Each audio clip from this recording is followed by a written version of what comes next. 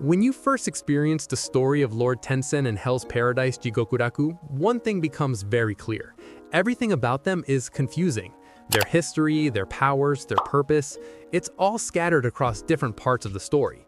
Important details are revealed slowly, sometimes indirectly, and even if you've read the manga, it can still be difficult to fully understand how everything connects. Who are they really? What are they trying to achieve? And how did everything become so twisted in the first place? Well, in this video, we're going to clear up all of that. We'll break down the complete backstory of Lord Tensen, explain how their system actually works, and uncover their true ultimate goal. By the end, you'll understand everything, clearly and completely. So, let's begin. After the ruler of the Qin dynasty, Qin Shi Huang, desired a way to live forever, Jifuku declared to the emperor that the elixir of life resided on the three immortal islands of the east, known as Aishu, Hojo, and Horai. In 219 BC, Jifuku was entrusted with the task of retrieving the elixir and sailed off to the three islands with his wife Rien, a fleet of several dozen barks, 3,000 children from respectful families, 100 craftsmen, piles of treasure, and the 5 grains of China. However, after several years passed, Jifuku never returned back to the Qin emperor, and his whereabouts were lost with historical records, stating that his journey came to an end when he arrived to a place with flat plains and wide swamps and proclaimed himself ruler. Unknown to the rest of the world, Jifuku landed on an island, which came to be known as Kotaku, and committed himself in researching the secrets to immortality by following Taoism. His experimentations with the life energy known as Tao led him to create artificial creatures and a race with longer lifespans by experimenting with the fleet of people who came along with him. After Rien became bedridden due to becoming ill with the effects of arborification, Jifuku helped her to create a new body for her to use by using her own Tao.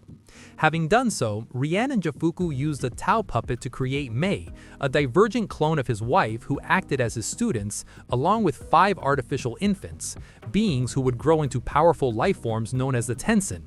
They weren't born naturally. They were created for one purpose, to help unlock immortality. Since Jifuku led the research, Rien made Mei believe that he was her creator and master, and that belief was passed down to the newborn Tensen as well. From the very beginning, their entire existence was built around him. Years passed, and then tragedy struck.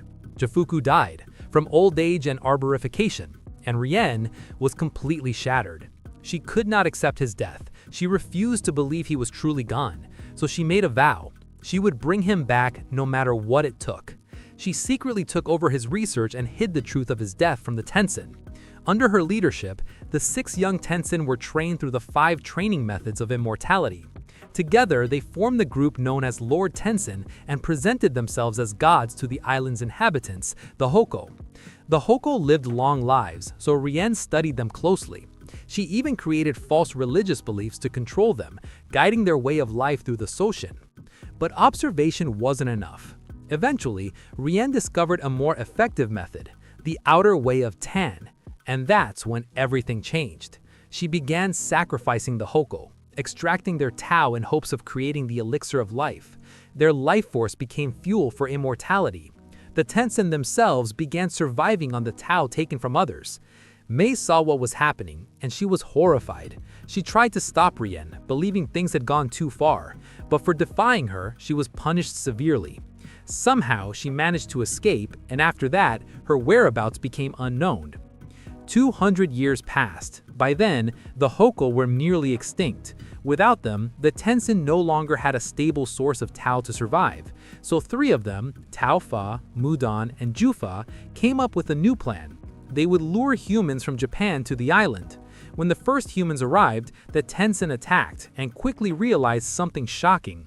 Human Tao was incredibly powerful, much more valuable than anything they had used before. From that point on, humans became their new source of energy. More people were lured in, more Tao was extracted, and through all of this, they finally created a prototype elixir called Tan, a substance that could supply them with a constant flow of life energy while they continued their research. Then Rien went even further.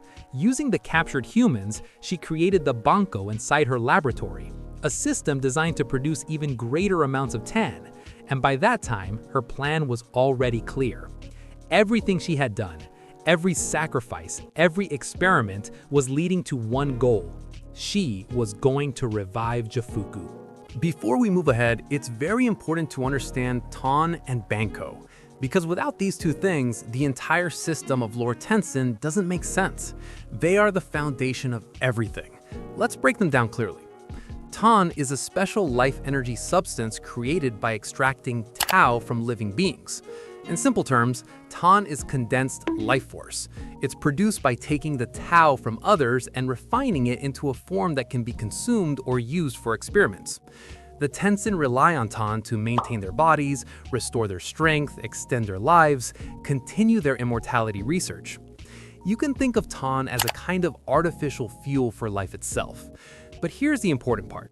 Tan is not true immortality. It's only a temporary solution. It keeps them alive and stable, but it doesn't completely free them from decay or dependency. That's why they constantly need more of it. And that constant need is what leads to something much darker. If Tan is the fuel, then Banko is the factory that produces it. Banko is a large biological system created to process massive amounts of human Tao at once. Instead of extracting life force from individuals one by one, Banko allows continuous mass production of Tao. It takes living beings and turns their Tao into Tan efficiently and repeatedly. In simple terms, Banko is a mass production system for life energy. It exists for one purpose: to generate huge quantities of Tan as quickly as possible.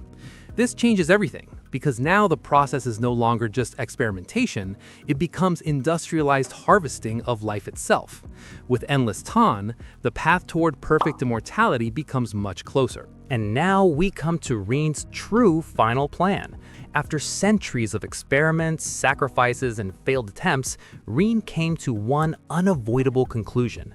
The Tan she had gathered so far still wasn't enough.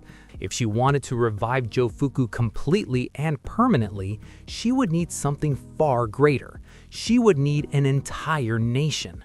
Rien decided that the only way forward was to harvest Tan on a massive, unimaginable scale. Her target was Japan, its entire population. Millions of lives turned into one endless source of energy. But instead of simply killing people one by one, Rien designed something far more efficient. She planned to release special mutagenic insects known as paradise butterflies across Japan. These creatures would spread arborification, the same process that transforms living beings into plant-like forms. As the infection spread, humans wouldn't just die. They would transform into strange, life-filled flowers known as Waitanhoa, living vessels of Tan. These transformed humans would then serve a single purpose: to feed the massive Banko structure. This enormous system would extract Tan from them continuously and in huge quantities, producing vast amounts of Tan, far more than ever before. A constant, overwhelming flood of refined life energy. And what would Rien do with all of this power? She would use the endless supply of Tan to finally perfect the true elixir of life. And with that power, she would revive Jofuku, fully, completely, and forever beyond death. And that's the story of Lord Tensen. At its core, this isn't just a story about power or gods, it's about obsession, the desire to defeat death, to never lose someone, to live forever no matter the cost. In Hell's Paradise Jigokuraku, we see how that desire slowly destroys everything. Immortality stops being a dream and becomes an addiction. And in chasing eternal life, the Tensen ended up losing their humanity and sanity. If you want to see what happens next, check out my full breakdown of the Lord Tensen arc and the Horai arc from Season 2.